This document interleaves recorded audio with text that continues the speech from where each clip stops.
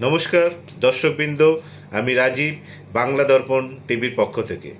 অতীতে অপরাধের কোনো রেকর্ড না থাকলে ধৃতদের ছাড়তে হবে, জানালো সুপ্রিম কোর্ট। মুক্তি চাই, শর্ত নয়, জানালো জনতা ককরোচ পার্টি। অবিলম্বে মুক্তি দিতে হবে 18 বছরের কম বয়সী আটক পড়ুয়ারদের সঙ্গে ধৃত প্রত্যেককেও আন্দোলনকারীদের ছাড়তে হবে। এদের কারোর বিরুদ্ধে দমনমূলক আইন ব্যবস্থা নেওয়া যাবে না।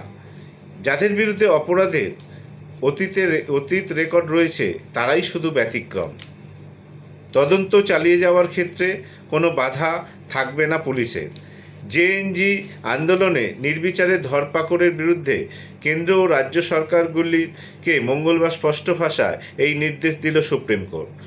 এ নিয়ে কেন্দ্রের পাশাপাশি অসম, বিহার, পশ্চিমবঙ্গ, উত্তরপ্রদেশ, মধ্যপ্রদেশ ও মহারাষ্ট্র, কেরল সরকারের জবাবও তলব করেছেন প্রধান বিচারপতি সূর্যকান্তের নেতৃত্বাধীন 3 সদস্যর বেঞ্চ।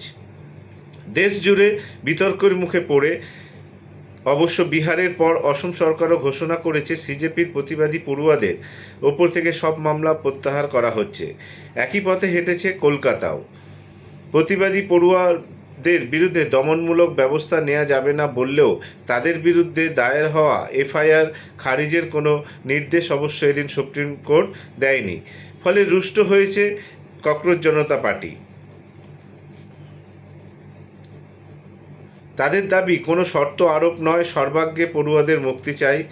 সংগঠনের মুখপাত্র সৌরভ দাস বলেছেন, সর্বোচ্চ আদালত যদি যুব সমাজের স্বার্থে কাজ করে তবে আমাদের এই ধরনের আদেশ বা রায়কে আমরা স্বাগত জানাচ্ছি। তবে আমাদের অন্যতম প্রধান দাবি ছিল বিক্ষোভকারীদের বিরুদ্ধে দায়ের করা সমস্ত এফআইআর প্রত্যাহার করতে হবে, মুক্তি দিতে হবে আটক সবাইকেই। সাংবাদিক বৈঠকে সরকারের যে প্রতিশ্রুতিগুলো দিয়েছিল সেগুলো পূরণ করতে হবে তাদের। সুপ্রিম কোর্ট এখন দায়ের হওয়া এফআইআরগুলো প্রত্যাহার নিয়ে কোনো নির্দেশ দেয়নি, অথচ সরকারের সঙ্গে আমাদের আলোচনায় এমনটা বলা হয়নি। আমরা অবশ্য আশা করেছিলাম সরকার সব আশ্বাস পূরণ করবে। সুপ্রিম কোর্টের আরোপিত শর্তগুলো আমাদের কাছে গ্রহণযোগ্য নয়। আমরা ইতিমধ্যেই জানিয়ে রেখেছি, সরকারের দেওয়া সব প্রতিশ্রুতি পালন না করা হলে ফের প্রতিবাদের রাস্তায় নামবে সিজেপি। তাদের সাফ কথা, এদিন রাত্রির মধ্যে দাবি মানতে হবে, না হলে বুধবার থেকে ফের আন্দোলন শুরু করবেন সিজেপি, জানালেন তাদের মুখপাত্র অভিজিৎ দীপকে।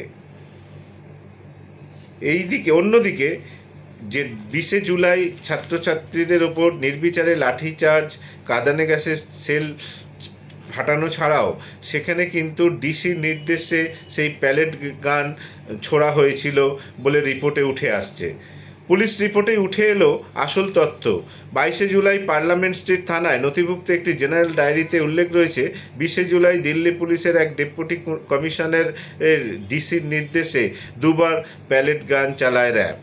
এদিকে প্রথমে অস্বীকার করা হয়েছিল যে এখানে কোনো প্যালেট গানের ব্যবহার করা হয়নি, কিন্তু আজ সরকারি নোটিশে বা এতেই কিন্তু স্বীকার করে নেওয়া হলো যে সেই দিন 20 জুলাই ছাত্রদের ওপর প্যালেট গান চলেছিল।